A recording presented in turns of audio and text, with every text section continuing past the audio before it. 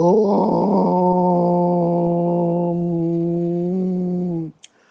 पूर्णमदः पूर्णमिदं पूर्णात् पूर्णमुदच्यते पूर्णस्य पूर्णमादाय पूर्णमेवावशिष्यते। ओम शांति शांति शांति। वह सच्चिदानंद घन परब्रह्म पुरुषोत्तम सब प्रकार से सदा सर्वदा परिपूर्ण है। यह जगत भी उस परब्रह्म से पूर्ण ही है, क्योंकि यह पूर्ण उस पूर्ण पुरुषोत्तम से ही उत्पन्न हुआ है। इस प्रकार परब्रह्म की पूर्णता से जगत पूर्ण होने पर भी परब्रह्म परिपूर्ण है। उस पूर्ण में से पूर्ण को निकाल लेने पर भी वह पूर्ण ही बचा रहता है, अर्थात यह सब एक ब्रह्म ही है। महोपनिषद तृतीय अध्याय वैराग्य निरूपण भाग 6। वासना रूप तृण को दग्ध करने वाली अग्नि यह आत्मज्ञान ही है। इसे ही समाधि शब्द से लक्षित करते हैं।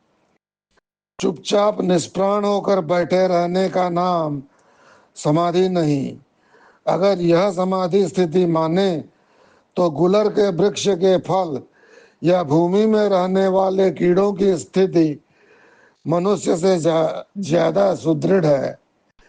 आम के फल के बीज गुठली में रहने वाले कीड़े की समाधि भी मानव द्वारा की गई जड़ समाधि से श्रेष्ठ है, क्योंकि मनुष्य तो 3-4 घंटे रहकर फिर संसार में आ जाता है, किंतु उन कीड़ों का जन्म मृत्यु उसी समाधि अवस्था में होती है।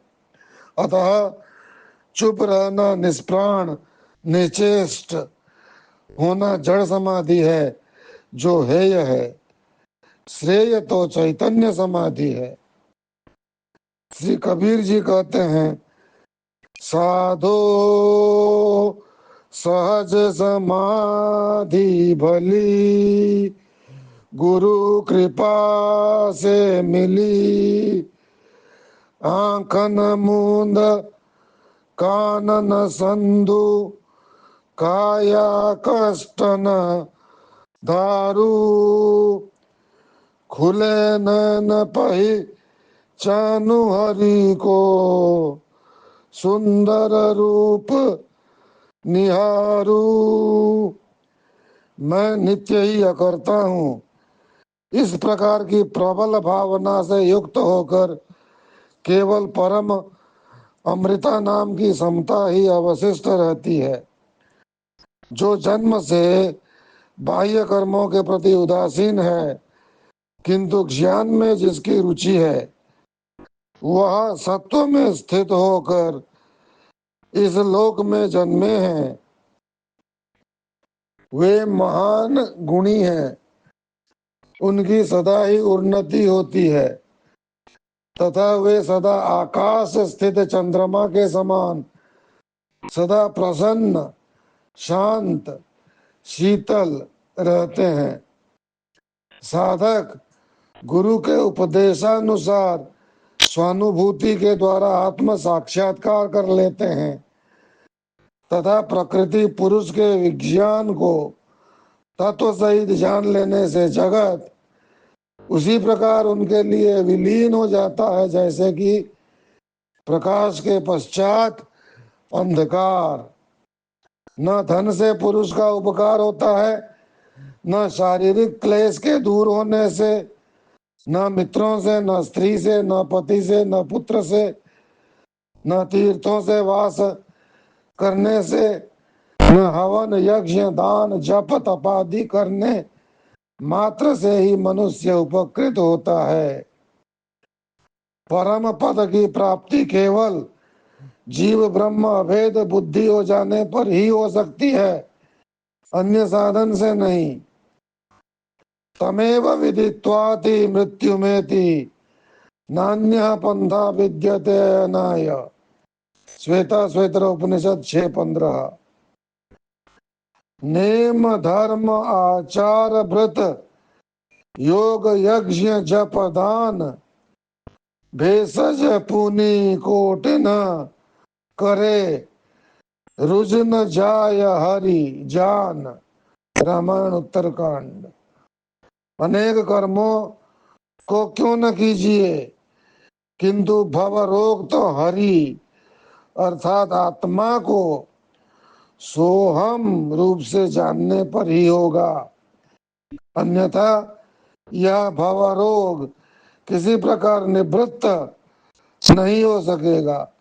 सोहम का अर्थ है सह अहम, वह सह अहम मैं, सोहम वह मैं हूँ, वह हरि वह आत्मा मैं हूँ।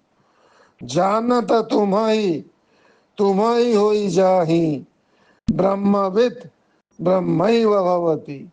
ब्रह्मविद ब्रह्म को जानने वाला ब्रह्मैव ब्रह्म ही हो जाता है। उसे जानकर बस वही हो जाता है, अर्थात फिर उसमें द्वैत भाव नहीं रहता।